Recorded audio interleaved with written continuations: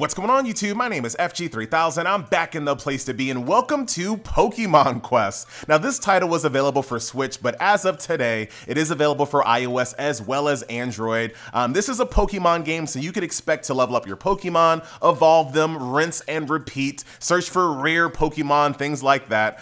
So without further ado, let's just jump into combat so I can show you what this game actually plays like. So we're gonna go to a stage that I've already completed, so I don't have to worry about my Pokemon too much, and I can give you an idea of what the flow is like.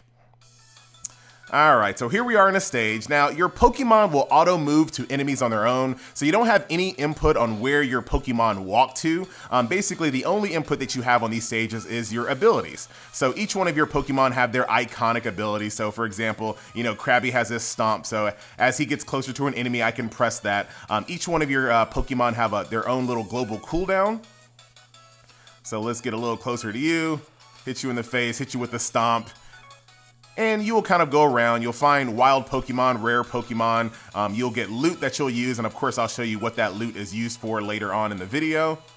But this is pretty much the gist of combat. Now, obviously, like I said, all of your iconic Pokemon will have moves and things like that as well. So it's not going to be the same moves you're using for every single Pokemon. They will have the moves that you would expect them to have. Sometimes they get stuck on each other, but they tend to figure it out. I haven't been in a situation where they just like get stuck and can't do anything. But for the most part, they're decent. This is kind of an awkward angle here, but they'll be all right. There is an autoplay mode, so you can turn it on auto. But as you can see, you lose a button with autoplay. So I'll turn it off. And as you can see, there's a button right here called scatter, basically. So if you're about to get hit by a telegraphed ability or something like that, you can press that button to get out of it. Because if not, your Pokemon are just going to stand there and take it to the face. So that's the only input that you really have on the evasion side, and it does not work on autoplay. So if you're trying to play this on autoplay, you need to have Pokemon that are already overpowered for the encounter. That way you don't have to worry about dying to big attacks. So since we're about to fight a boss, we're about to fight Abra here. I'm going to make sure that I stay on manual play, just in case he does something like that. I can just kind of spread out and make sure I don't get hit by it. But this should be a pretty easy encounter here. He got stuck on a tree himself. He's teleporting all over the place. And let's get a little bit more damage, and down goes Abra. And that is the overall gist of combat here in Pokemon Quest. Like I said, you get some loot on the stages as well. Once you get to the end of the stage, you will level up a little bit here. And as you can see, if you take a look at, I pressed the button. Don't worry, I'll show you in a second about how you level up. As you level up, you open up slots on your character. The more slots you have, the more power stones you can equip into those Pokemon. So we'll go here and, for example, go over here and I'll show you what you'll be doing as far as upgrading your characters. Now, as you see right here, you see how this little heart right here in the bottom center that I'm pressing on right next to 69 right here. As I level up, this little bar will fill up, and once it fills up, I'll actually have a slot that I can put power stones in. And that's kind of how you make your Pokemon stronger and stronger as you go along.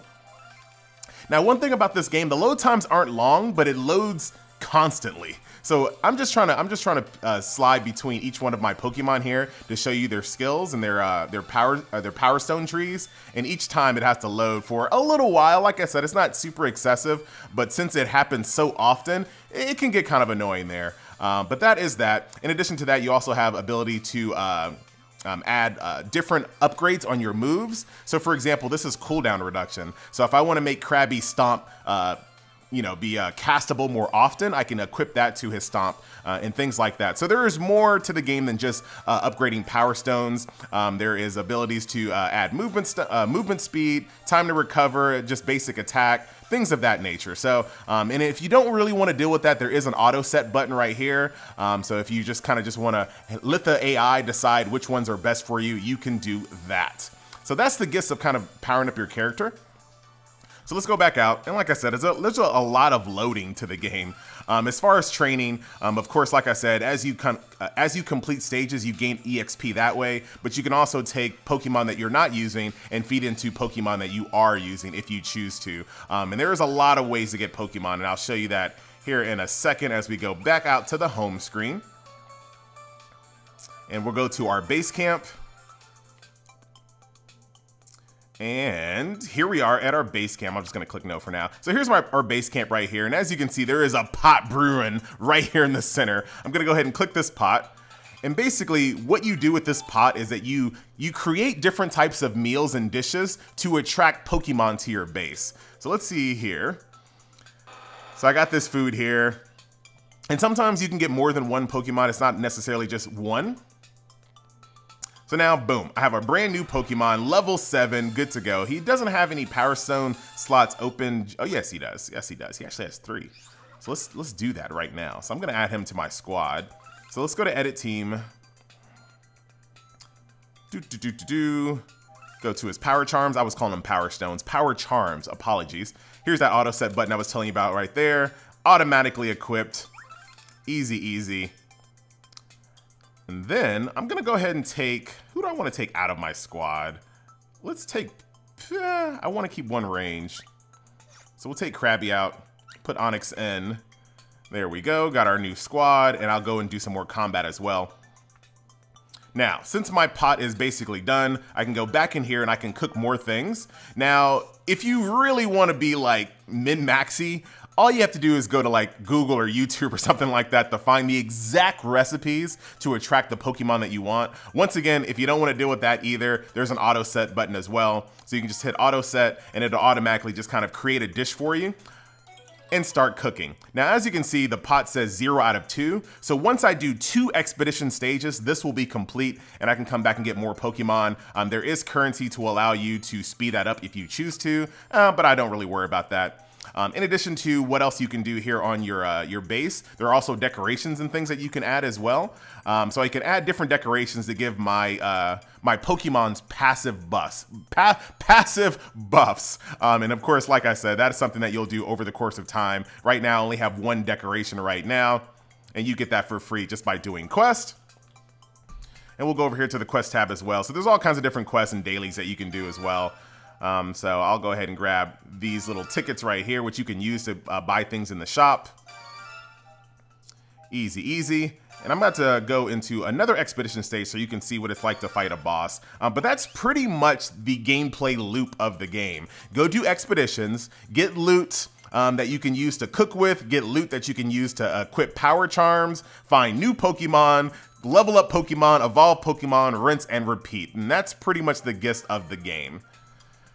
So let's see, can I do a stronger stage? So right now, if you look at the number above edit team, that lets you know how powerful my team is. So right now my team is 1560 as far as their power level. These stages over here only require 1000 and 1100. So I can easily go through these stages here. And what I'll do is I'll go ahead and put this one on autoplay to see how well they perform without me doing anything. So hit autoplay. And let's see what they do. So this was a kind of a, you know, a pretty common complaint for the game is that there is a lot of just kind of watching since you can't control where your Pokemon move. And most of it, you know, if you're really powerful, all you really need is autoplay for the most part to kind of get through these stages. You know, since this is more of a mobile channel, I'm kind of used to that already. It doesn't really bother me too much, but that is something worth mentioning. If you want to play more of a traditional Pokemon, this game has a lot of mobile, you know, heritage in the title, I will say. And there is no like ×2 speed or anything like that, unfortunately. So they will go at the speed that they move. Thank you, easy, easy. We're just gonna get to the point where we fight the boss. We only have 1 more wave after this, or actually I think it's right after this 1 kill here. All right, now it's time to find the boss and or mini boss. There we go. I might. Let's just see. I'm going to see if we can kill Gloom here without having to worry about doing the scatter, the manual play. Let's see if they can beat him. They keep getting stuck on each other, unfortunately. Eevee's about to go down. RIP. This is the first time someone's died on my team, so I'm not actually sure what happens. There's a cooldown going on his character portrait, so let's see what happens once it actually goes up. The music is just like jamming for an encounter that is not that not that intense. All right, Eevee's cooldown is complete. Does he come back? Oh, he comes back. Oh man, this game is like really friendly. That is a really friendly thing to do. to allow him to come back. And as far as I can tell, there's no like 3-star stage and things like that. I mean, you either win or you don't. You know, so if you just win with one Pokemon alive, hey, you're good to go. Stage clear. No big deal.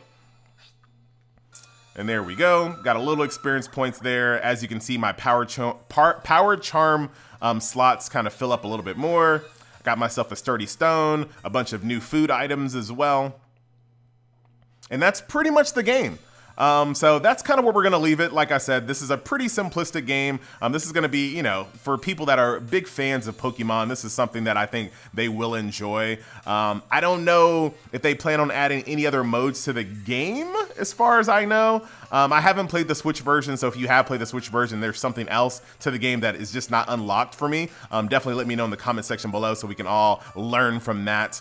But that will do it. Ladies and gentlemen, boys and girls, once again, my name is FG3000. This was a quick look at Pokemon Quest, and I will see you guys next video. Later.